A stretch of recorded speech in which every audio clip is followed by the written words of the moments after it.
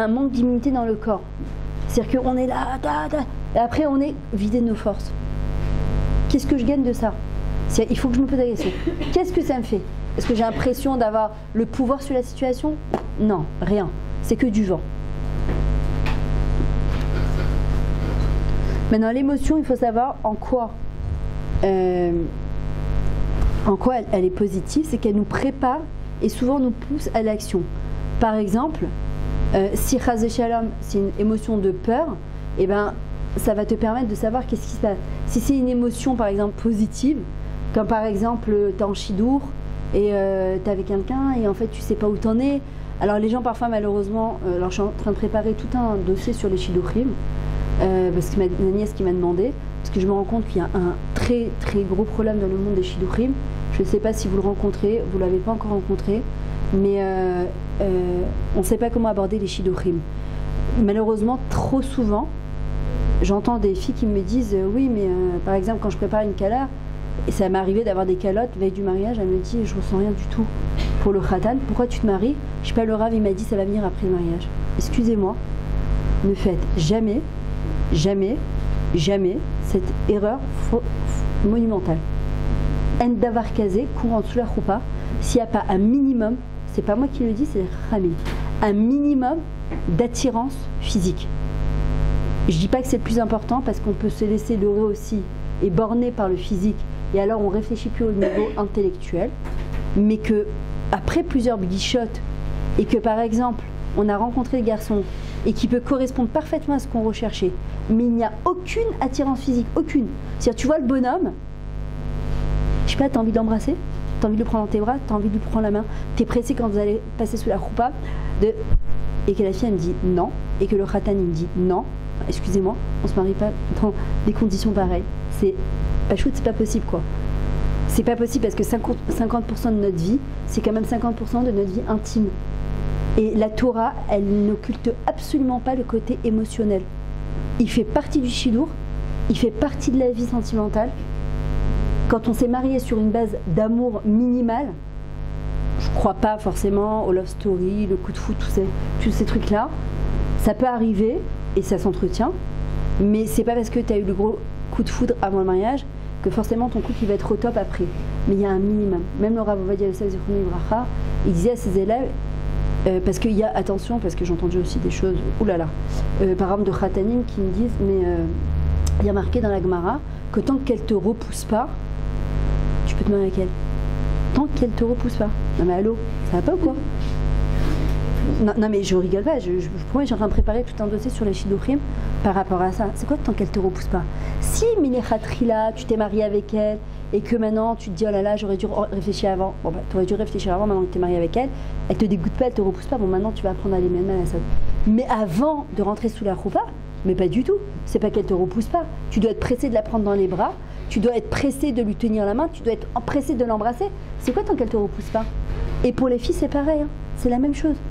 Il faut qu'il y ait un minimum d'attirance physique.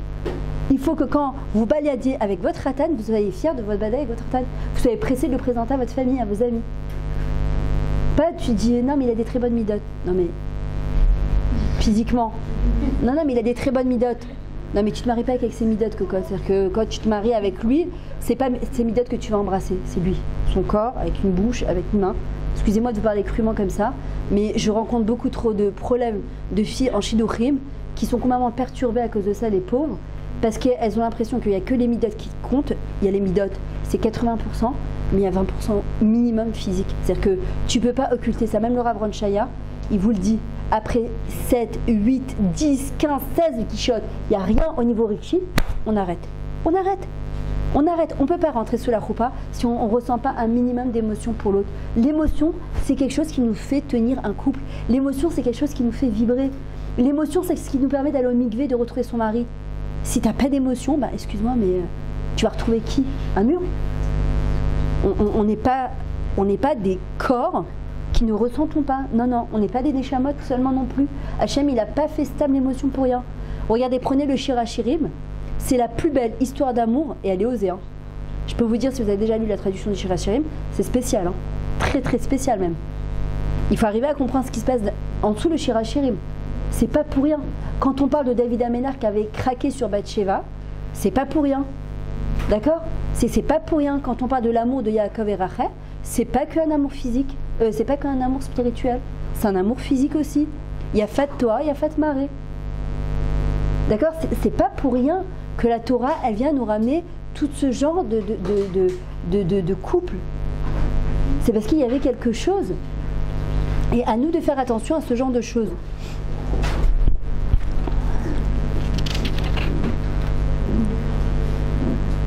Alors, il y en a qui vous diront, par exemple, pourquoi on est ému?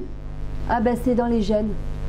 Alors, c'est de père en fille, de fils, de mère en fille. Chez nous, on est très émotive. Donc, le moins petit truc, on s'émeut. C'est très bien. Maintenant, encore une fois, par exemple, l'émotion, le fait de s'émouvoir, c'est quelque chose de très bien. Il faut juste faire très très attention à l'hypersensibilité. C'est-à-dire que si on s'émet de tout et de n'importe quoi après, ça peut nous ronger aussi, ça peut nous bouffer notre vie, et ça, il faut faire hyper attention. D'accord? Les émotions, elles nous sauvent. Pourquoi? Les émotions fondamentales se déclenchent dans des situations qui représentent un enjeu vital pour nous en termes de survie ou de statut. Par exemple, la peur nous aide à fuir le danger, la colère, à triompher de nos rivaux. Le désir nous pousse à trouver un partenaire pour nous reproduire. Les émotions ont donc été favorables à la survie et à la reproduction de tous les ancêtres de notre espèce, ce qui expliquerait leur transmission jusqu'à nous. Un bébé, la brute, comment il s'exprime, un bébé? Imaginez, moi je vois mais arrête de pleurer, le gosse il a 2 mois, mais arrête de pleurer, tu m'as saoulé. C'est vrai que nous aussi on peut craquer. Pourquoi par exemple après un mariage, moi j'appelle ça le mari blues, comme il y a le baby blues après l'accouchement, j'appelle ça le mari blues. Alors les calottes elles me disaient mais c'est quoi le mari blues? Je lui dis tu sais, t'as après le mariage, souvent tu sais t'es dans imagine le stress d'avant, des préparatifs, du truc, tu vas être la star, il faut que ta robe soit au top et que tout soit prêt, et que ta coupe de cheveux, et que parce que ça va être les photos, elles vont rester à vie, et que tu vas montrer à tes enfants et tes petits-enfants, et ton maquillage, et que après t'as léché à Brachot, et tu vas être au top pendant 7 jours, et t'es la star de la soirée avec ton mari. Puis cette période d'adrénaline qui est au maximum, elle passe, et puis tu te lèves un beau matin, et t'as dans ton lit un étranger. C'est ton mari, t'as mis la bague au doigt et t'as dit arrête mes coups d'échec-lit. Et attention, que t'aies vécu avec lui avant ou que t'aies pas vécu avec lui avant, c'était la même chose. D'un coup, tu réalises que tu t'es engagé dans une relation que a priori, t'espères qu'elle va durer jusqu'à 120 ans quoi. Normalement, Bezrat Hashem. Moi, quand une Kala me dit j'essaye, je lui dis n'essaye pas, tu te maries pas. Tu me crois? On n'essaye pas. Quand on se marie, dans ta tête, c'est un projet à vie à 2. Quand on fait son allié à quelqu'un qui me dit j'essaye, en général ça foire. En général, oui, ça a marché, au crochet. On doit s'investir à 100%, pas à 20% ni à 50%. Mais ce qui se passe, tu te lèves le matin et tu dois laver des chaussettes d'un bonhomme que tu connais à peine, des caleçons d'un bonhomme que tu connais à peine. Tu dois faire à manger, tu as une maison à entretenir, tu as la popote à faire, tu as 2 semaines t'es nida, 2 semaines t'es pas nida. Attends, vous savez le nombre d'émotions qui se passent à ce moment-là? Et qu'est-ce que j'ai fait? Première dispute. Oh, on suffoque. Je m'étais promis que jamais je me disputerais avec mon mari. Alors, si tu crois que tu vas jamais te disputer avec ton mari, je m'inquiète pour toi. Les conflits, c'est barré, c'est très simple. S'il n'y a pas de conflit, catastrophe. Moi j'ai connu des couples, c'est que Moutsi Moutsa, mon amour, mon chéri, mon cœur, hop, 3 mois après la rabanoute. Pourquoi? Parce qu'on étouffe les émotions. On d'avoir casé qu'on ne se dispute pas. Il y a se disputer, se déchirer. Je passe pas de déchirure, on se manque de respect, on dit des mots méchants, on blesse, ça non. Je parle de conflit. Je ne suis pas d'accord avec toi. Et alors? Il a le droit de ne pas être d'accord avec moi, j'ai le droit de ne pas être d'accord avec lui. On a des projets de vie ensemble, on essaie d'avancer ensemble, mais un homme et une femme, c'est normal et logique qu'on ne pense pas de la même manière. Donc imagine le stress du lendemain, première, et ça arrive souvent pendant les Shavuot, première dispute, et là tu te dis oh non, je m'étais promis de ne pas faire comme mes parents, je m'étais promis de ne pas faire comme ma copine qui m'a raconté ses Shavuot. Mais vous savez ce qui se passe? Pourquoi on est en panique totale? C'est parce qu'on ne se connaît pas soi-même. Et que, en fait, tu as des réactions face à ton mari que tu ne pouvais pas connaître avant puisque tu n'as jamais été marié. Donc tu ne comprends pas ce qui se passe à l'intérieur de toi. Et en fait, tu es face à toi-même et tu te dis oula, tu peux découvrir des choses extraordinaires chez toi et tu peux découvrir des choses, mais sorcières, mais chaval à la semaine. Et bah, tu dis c'est moi? Mais qu'est-ce qui m'arrive? Mais pourquoi je parle comme ça? Pourquoi je suis aussi méchante? Pourquoi je suis pas mévatérette? Pourquoi je suis pas du chesed? Comme le baby blues d'après l'accouchement. Moi, je vois ma fille quand elle a accouché. Les premiers moments, comment t'es comme une folle. Tu te rends compte que c'est un miracle, t'es un bébé. T'as mis au monde un bébé, t'as eu pendant 9 mois la vie à l'intérieur de toi. Je fais la préparation d'ailleurs à l'accouchement. Au niveau spirituel, donner moyen aux gens de comprendre ce qui se passe à l'intérieur d'eux et ce qui se passe surtout après. Et en fait, t'accouches et là, t'as un petit être et d'un coup, tu réalises que t'es responsable de cet être. Et le balagan qui fait au milieu d'un couple. D'un coup, il y a un petit bébé et t'es nida pendant 1 mois et demi, voire 2 mois parfois. Et ton mari, il est basé complètement. Et t'allaites, et t'as mal, et t'as après un accouchement, et puis peut-être une après c'est des césariennes. Et évidemment, t'as eu 9 mois la vie à l'intérieur de toi, et d'un coup, c'est la récanoute totale, le vide total. Élève-toi la nuit, élève-toi le jour, et c'est un déménagement, et prends des poussettes, et prends des... Mais tu peux aussi le voir comme quelque chose d'extraordinaire. Mais, si j'ai cette réaction après un accouchement, sache que c'est normal. Mais ça, il faut l'expliquer aux gens. Parce que qu'est-ce qu'ils font? Ils vont vouloir étouffer ça. Ben non, je dois être plein de remerciements. Il y a des femmes qui n'ont toujours pas d'enfants. Baruch Hashem, je tombe enceinte la première année du mariage. Je ne peux qu'être heureuse. Oui, c'est 2 choses différentes. C'est 2 choses différentes. Je suis plein de remerciements envers Hashem, mais je ressens des choses. Et la seule manière de travailler sur ces choses-là, c'est de comprendre ce qui se passe à l'intérieur de moi. Un bébé, comment un bébé il va montrer justement qu'il n'est pas bien? Quand il a faim, il pleure. Comment on va comprendre que il n'est pas bien? Il pleure. Qu'il veut qu'on lui change la couche? Il pleure. Après, moi je vois mon petit-fils quand c'est un pleur de pinouk, et quand c'est un pleur, il a faim, ou quand c'est un pleur, il est fatigué. Tu comprends ça. Après, quand on devient un peu plus adulte, on nous apprend si tu pleurniches, t'as un bébé. Si tu pleures et tu ressens, t'es pas un guéver, t'es pas... Alors que pas du tout. Alors évidemment qu'aujourd'hui on apprend, on a des mots, ça c'est notre force à nous, c'est qu'on n'est pas des animaux, on est des êtres humains, donc on peut exprimer ce qu'on ressent sans avoir besoin ni d'être agressif, ni de pleurer, ni de crier. Mais d'abord il faut être encore à l'écoute de ce qu'on ressent pour pouvoir mettre des mots sur ce qu'on ressent et pour pouvoir exprimer ce qu'on ressent. Pourquoi on devient agressif en général? Parce que quand on n'a pas exprimé ce qui se passe à l'intérieur de soi, donc on ne se sent pas comprise, mais parce qu'on ne se comprend pas soi-même. On voudrait que les autres nous comprennent, alors que nous-mêmes, on ne comprend même pas ce qui se passe à l'intérieur de nous-mêmes. Et après, tu dis à tes parents, ou à ta copine, ou à ton mari, ou à tes enfants, mais vous ne comprenez pas ce qui se passe, personne ne me comprend. Mais toi, tu te comprends, toi? Toi, tu te comprends, tu arrives à exprimer ce que toi, tu ressens. Pourquoi tu veux que l'autre, il comprenne ce que tu ressens, quand toi-même, tu ne sais pas ce que tu ressens? Ça n'existe pas.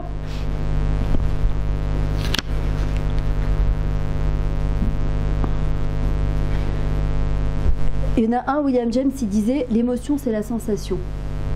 D'accord? Pourquoi on ressent? Parce qu'on est ému.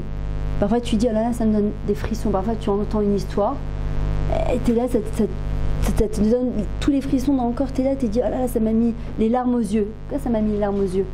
Bon, on les bloque les larmes aux yeux. On a peur de les faire couler. On a peur de je vois parfois des roupottes, des calottes, il y a des roupottes parfois qui sont très émouvantes. Et tu vois, les gens, ils se retiennent. Bon, il y a le maquillage déjà que tu veux pas vivre en général, d'accord? C'est débile en vrai. Et il y a aussi, non, alors on est là avec le client qui loue, comme si c'était honteux de pleurer. Non, tu vois une Kala qui se marie, et c'est normal que ce soit émouvant, au Hachem. Que ce soit une très bonne copine à toi, ou c'est une Kala que j'ai préparée, c'est normal que c'est émouvant. Pourquoi je devrais avoir honte de verser une larme? Les hommes, par exemple, les pauvres. Les hommes, vous savez comment c'est horrible? Alors qu'en vrai, ça attendrissant un homme qui pleure. Ça montre une certaine sensibilité. Mais non, je dis pas qu'il pleure à chaque truc. Ah, j'ai une facture à payer. Ah. Non, ça, je lui ai dit, va te faire soigner, quoi. Je sais pas. Non, je parle d'un homme qui est ému quand il va voir quelque chose d'émouvant et qui va pas montrer son côté guévert. Oh, les femmes, vous pleurnichez pour tout et n'importe quoi. Non, c'est attendrissant. C'est-à-dire que le bonhomme, il a un cœur, il ressent, il comprend. Il n'y a rien d'honteux quand un homme il pleure. Mais malheureusement, on vit dans une société où c'est pas guivré, c'est pas masculin qu'un homme il ressente.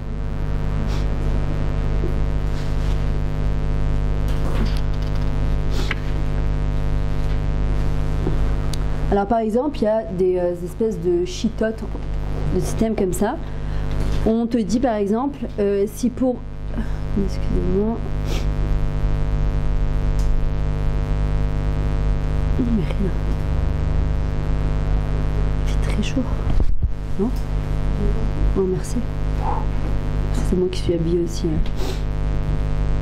Il y en a par exemple, ils recommandent de toujours conserver un léger sourire sur le côté parce que ça donne toujours une meilleure humeur. C'est vrai que par exemple, si tu marches et t'es comme ça, t'es contracté dans ta bouche, tu peux pas être de bonne humeur. Maintenant aussi parfois faire semblant, on te dit que Betor Lolishma, il y a Bolishma, tu marches et en fait t'as pas envie de sourire mais tu marches avec un petit sourire sur le côté comme ça, tu fais semblant, d'accord? Le truc c'est que quelqu'un qui est profondément touché de l'intérieur, ça va pas lui suffire. Ça c'est bien pour travailler on va dire de manière extérieure, mais pas de manière interne. Si quelqu'un il a quelque chose qui le dérange, tant qu'il n'a pas mis le doigt sur ce qui le dérange, il ne peut pas surmonter sa peine. C'est comme par exemple, j'ai une petite jeune qui venait à mes cours à Lyon, et que Dieu préserve, elle a perdu son père d'un cancer. Et je me rappelle, elle me disait non, mais il faut que j'essaye de tenir, il faut que... À moi, je dis, tu sais que tu as le droit de craquer aussi. Tu sais que tu as le droit de pleurer aussi. Je me rappelle à Rabbi Timima, quand que Dieu préserve, elle a perdu son fils, elle disait pendant les Shivas, toutes les Shivas, elle disait, Rabbi Timima Mizrahi, il faut montrer bonne figure, les gens ils viennent te voir. Elle dit, le 7e jour, je me suis effondrée. Et ses enfants, ils lui ont dit, enfin, on a une maman. En vrai, c'est que les gens, ils ont besoin de sincérité. C'est pas que chacun va exprimer dans ses émotions dans la rue, t'as envie de pleurer, tu pleures dans tout le monde, et que tu cries, t'as envie de crier, et du hurler. Non, c'est pas ça. Mais dans notre entourage, les gens ont besoin de sincérité. Et les premières personnes qui ont besoin de sincérité, c'est nous-mêmes. D'être d'abord Nehemana, d'être fidèle à nous-mêmes et d'être sincère avec nous-mêmes. Et de ne pas se faire croire. Ça peut arriver parfois que t'en peux plus. Ça peut arriver que parfois tu craques. Le truc, c'est combien de temps je me laisse et surtout de remonter la pente. Le truc, c'est pas de rester dans cette tristesse, dans ce truc-là, parce que ça, c'est dangereux. Shiva Yipol Tzadik Vekam. Akadosh Baruch Hu, il nous fait tomber, il nous fait descendre pour toujours mieux sauter encore plus fort. Le problème, c'est que quand je tombe et que je ne ressaute pas, là, c'est plus problématique. Qu'est-ce qui fait aussi qu'on ressent, d'après vous? Qu'est-ce qui fait qu'on ressent? Par exemple, vous pouvez être tout à fait bien, et d'un coup, la dernière fois, ça m'est arrivé, j'étais hyper bien, et d'un coup, j'étais en colère. Je me suis rappelé d'un truc au début de mon mariage avec ma belle-mère. Maintenant, il y a un truc de... J'ai 25 ans de mariage, donc je sais pas, tu vois le truc, c'est que... Et d'un coup, je me dis... Et je me rappelle, j'étais là... Enfin, je me dis, Myriam, tout va bien.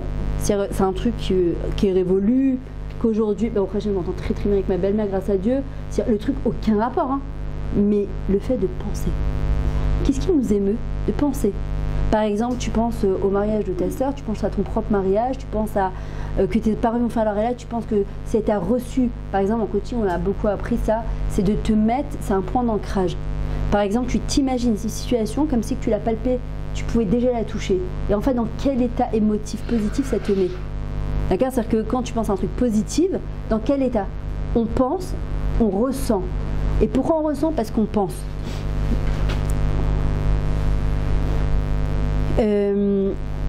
Tout ce qu'on ressent de manière agréable ou désagréable, prévu ou imprévu, contrôlable, non contrôlable, c'est une émotion qui est causée par nous ou causée par un autre. Par exemple, on va plus réagir quand c'est causé par une autre personne parce qu'on peut plus responsabiliser la personne qui est en face. Si par exemple je donne 100 shekels à mon fils, je lui dis fais faire des courses. Et il revient et me dit maman, j'ai perdu les 100 shekels. J'ai deux solutions, c'est soit je vais commencer à m'exciter, ouais je comprends pas, t'as un truc, tu peux faire attention, c'était ton argent, non. Soit je lui dis, bon, bah, écoute, essaie d'aller chercher, si tu trouves pas un capara, c'est énervant, mais bon, c'est elle m'a la tête. Maintenant, si c'est moi qui perds les 100 shekels, en général, qu'est-ce que tu vas dire? Je vais me traiter d'idiote, je vais mettre une claque, je vais m'auto-punir. Non, j'irai pas faire les courses pendant une semaine. Non, ben, au maximum, je vais me dire, bon, tant pis, quoi, capara, t'as la bonne. Maintenant, comme c'est moi face à moi-même, on va dire qu'il y a des fois je peux mieux gérer ça, mais quand c'est face à l'autre, tu trouves plus facilement un responsable. Si c'est toi qui casses quelque chose que ça te tenait à cœur, tu vas dire je suis bête, mais c'est pas possible, etc. Mais c'est tout quoi. L'autre, mais c'est pas possible, mais t'es maladroit, mais t'es un gaucher, tout ce que tu touches, tu le fais, tu. Pourquoi? Parce que hop, j'ai un punching ball, je sais sur qui je peux taper là.